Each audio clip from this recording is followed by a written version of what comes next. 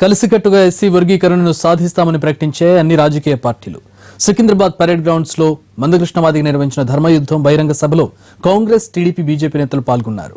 మాదిగల మద్దతుతో అధికారంలోకి వచ్చిన టీఆర్ఎస్ ఇప్పుడు మాదిగలను పట్టించుకోవడం లేదని విమర్శించారు. ఢిల్లీలో పోరాడైన ఎస్సీ వర్గీకరణ సాధిస్తామన్నారు. అధికారం ఎప్పటికీ ఉండదు, గవర్నమెంట్లు వస్తుంటాయి పోతుంటాయి, ప్రజలు ఉంటారు, ప్రజల చేతిలో మనం ఉంటామన్న సంగతి అర్థం చేసుకొని కేటగరైజేషన్ కు నువ్వు సహకరించాలి. మందకృష్ణ మాదిగకు సహకరించాలి, మాదిగలకు నువ్వు సహకరించాలి.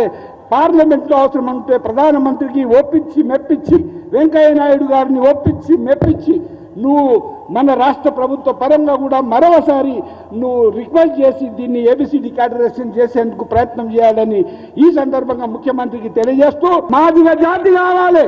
నువ్వు మోసం చేసినావు, గద్దెనెక్కినావు, తరువాత నువ్వు డిప్యూటీ సీఎం ఇచ్చినావు మా ఓనికి, మా రాజన్నకు, మా మాదిగ బిడ్డకు. నీకంటే కూడా బాగా పనిచేసిండు, రోజు పేపర్లలో కనబడుతున్నాడు రాజన్న. ఓర్వకపోతుంది కదా, ఓర్వకపోవడమే కాదు, నువ్వు గంజి దిగని తీసి పడేసినట్టు మినిస్ట్రీలకు వెళ్ళి బర్తరఫ్ చేస్తావు. ఈ దేశంలో ఏ ముఖ్యమంత్రి కూడా ఏ మంత్రిని తీయలే. అంటే నువ్వు రాజయ్యను కాదు అవమానపరిచింది, మాదిగ బిడ్డలను, మాదిగ జాతిని అవమానపరిచినావు. కేటగరైజేషన్ కు నువ్వు సహకరించాలి. మందకృష్ణ మాదిగకు సహకరించాలి, మాదిగలకు నువ్వు సహకరించాలి. పార్లమెంట్లో అవసరం అంటే ప్రధానమంత్రికి ఒప్పించి మెప్పించి, వెంకయ్య నాయుడు గారిని ఒప్పించి మెప్పించి నువ్వు మన రాష్ట్ర ప్రభుత్వ పరంగా కూడా మరోసారి నువ్వు రిక్వెస్ట్ చేసి దీన్ని ఏబిసిడి కేటగరైజేషన్ చేసేందుకు ప్రయత్నం చేయాలని. అధికారంలోకి వచ్చినటువంటి కేసీఆర్ ప్రభుత్వం 2014 ఎన్నికలలో దళితుడే తొలి ముఖ్యమంత్రి తెలంగాణలో అని చెప్పి ఎంఆర్పీఎస్ వర్గీకరణ చేయడమే మా యొక్క కార్యక్రమం అని చెప్పినటువంటి ముఖ్యమంత్రి గారు నేటి వరకు కూడా దానికి సంబంధించినటువంటి ఆచరణ వచ్చే కార్యక్రమం చేయడం లేదు. ఇది పూర్తిగా బాధ్యత రాహిత్యం. ఇప్పటికైనా కానీ లక్షలాది మంది ఇచ్చినటువంటి మన మాదిగ సోదరు మనం చూసైనా కానీ కేసీఆర్ గారికి ఇంటెలిజెన్స్ రిపోర్ట్ తీసుకున్నా కానీ మా మాదిగలకు సంబంధించినటువంటి న్యాయమైనటువంటి కోరికను తప్పకుండా కేంద్ర ప్రభుత్వం ద్వారా చేయించడంలో చొరవ తీసుకోవాలని చెప్పని, ఇది వారి యొక్క పూర్తి బాధ్యత అని చెప్పని కూడా తెలియజేస్తూ, తెలుగుదేశం పార్టీ నాటి నుంచి నేటి వరకు కూడా మాదిగ సోదరులను హక్కులు చేర్చుకొని గతంలో పార్లమెంట్ సభ్యులు అవకాశం పరిస్థితి ఉండే, శాసనసభ్యులు అవకాశం పరిస్థితి ఉండే. కానీ తెలుగుదేశం పార్టీ చొరవ వల్ల పార్లమెంట్ సభ్యులేనరు, శాసనసభ్యులేనరు, అనేకమైనటువంటి ఉన్నతమైనటువంటి పదవులకు వెళ్ళేటువంటి అవకాశం వచ్చిన విషయాన్ని కూడా సందర్భంగా మీకు తెలియస్తూ, మీరు చూపించినటువంటి ప్రేమ ఆదరాభిమానాలు ఎప్పటికీ తెలుగుదేశం పార్టీ మర్చిపోదు.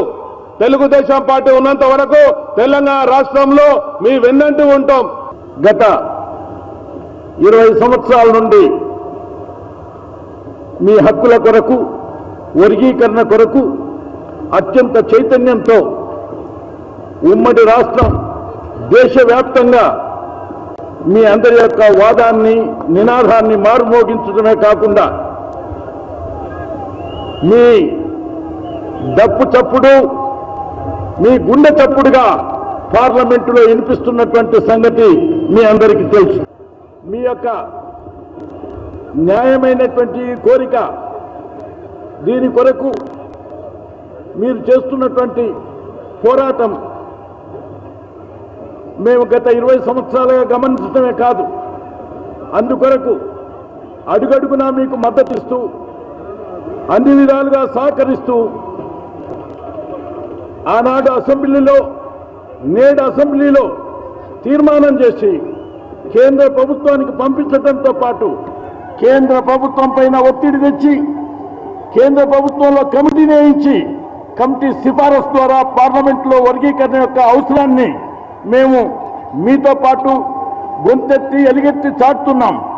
కానీ వివిధ కారణాల చేత ఆలస్యమైనటువంటి ఈ పరిస్థితికి మీ ఆవేదన, ఆందోళన వెంటనే ప్రభుత్వాలు గుర్తించవలసినటువంటి అవసరం ఉందని ఈ సభ ద్వారా తెలియవస్తుంది.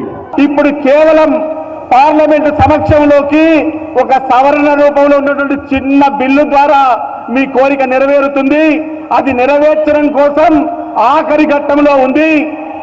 నేను కూడా గమనించాను, కేంద్ర పట్టణాభివృద్ధి శాఖ మంత్రులు నిన్న మొన్నటి వరకు పార్లమెంటరీ వ్యవహారాలను కూడా పరిశీలించినటువంటి మన తెలుగు బిడ్డ వెంకయ్య నాయుడు గారు సానుకూలంగా ఉన్నటువంటి పరిస్థితిని గమనించాను.